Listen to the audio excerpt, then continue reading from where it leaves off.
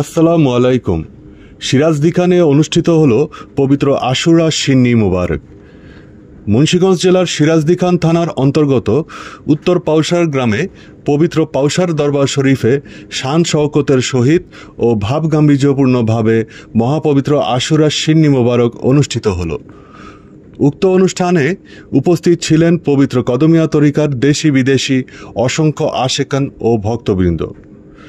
অনুষ্ঠান পরিচালনায় সভাপতিত্ব করেন পবিত্র কদমিয়া তরিকার বর্তমান সাজ্জাদানশীন গদিনিশীন আওলাদে রাসুল শাহ সুফি শায়েক সৈয়দ মাওলানা আহম মাহবুবুল্লাহ আল হাসানি ওয়াল হুসাইনি আল কদমি। উক্ত মাহফিলে সোহাদায়ে কারবালার স্মরণে নামাজ, জিকির, নাতে রাসুল, মিলাদ কিয়াম অনুষ্ঠিত হয়। সমগ্র মুসলিম উম্মাহর হেফাজত ও সুখ শান্তির জন্য বিশেষ মোনাজাতের মাধ্যমে উক্ত মাহফিলের সমাপ্তি ঘটে।